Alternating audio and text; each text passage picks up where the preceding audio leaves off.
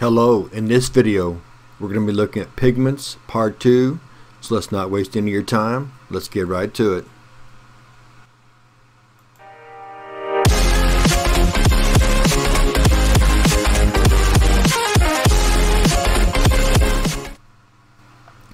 Now when we're talking about the pigments that are involved in photosynthesis, again we want to remind you that for chlorophylls there are many types. But only A and B are used in plants. Again, that's the diagram that we saw in the last video of the absorption spectrum, the absorption range for chlorophyll A, chlorophyll B, and the B carotene. Now, chlorophyll A, as I mentioned, is the main pigment used in plants and cyanobacteria. It's the only one that can do both absorb, convert the light to chemical energy. So that's why it's around the electron in the photosystems of the LDR, the light dependent reaction, and it absorbs those violets and blues and the reds. And again, it's the solid line in the graph. The chlorophyll B, as I mentioned in the last video, it's an accessory pigment along with the B carotene. It simply is just picking up different other energies that the A's cannot. It's not that they don't want to, it's just they're not part of their absorption spectrum.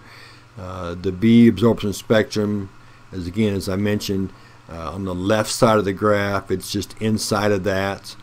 And on the right side of the graph, it's inside of that. So its main areas are within the outer edges of the chlorophyll A.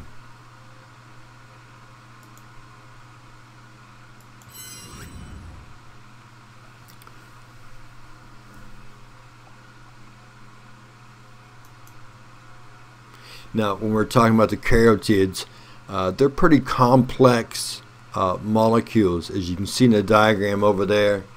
They're simply, you can see the carbon hexagram over there, and then you see just a string of alternating bonds between singles, which is shown by the one line, or the double bond, which is shown by the two lines. Just a long series string of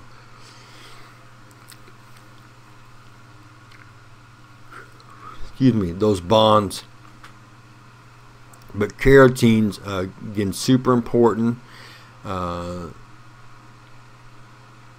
the reason I mentioned earlier about the variations in colors, the reds and the oranges and the yellows and the purple flowers. That's based on carotenes. And again, it's an inverse relationship, because if the flower petal is purple, what that means that it's absorbing everything else other than those high energy violets at the very far left of that gradient, to that spectrum. Or like on a tomato that's red, that means the carotenes are in there, are absorbing everything except for the reds. If the flower is I don't know, blue, I just used blue as an example, so I'll just move on. But those colors are super important because that's what brings in the needed insects or animals for the plants. If you think about the colors, is what brings in the pollinators. Of course, it's also the aroma as well.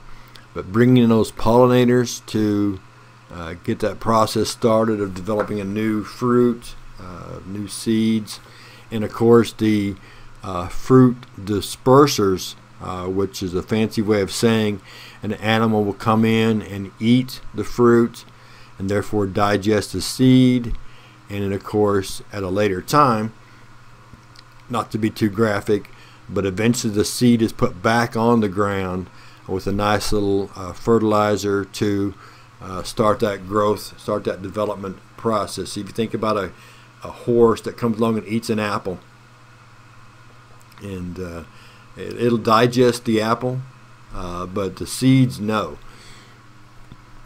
They will simply pass through the digestive system and eventually, as I mentioned, be put back on the ground, ready to germinate, of course, in a nice pile of fertilizer as well. So those carotenes are pretty important. Accessory pigment, yes, but super important. And last thing I mentioned earlier, they are also important because they have a very wide range of absorbing energy. You saw the spikes on the B carotene, which really wasn't super wide, but others are much wider. And of course, the chlorophyll A, chlorophyll B have a pretty set range. But if you're gonna make a tomato red because you absorb everything else but the red, that's a pretty wide range. I mean, that's 95% of the spectrum. So carotenes are important in that fact. They have that wide range.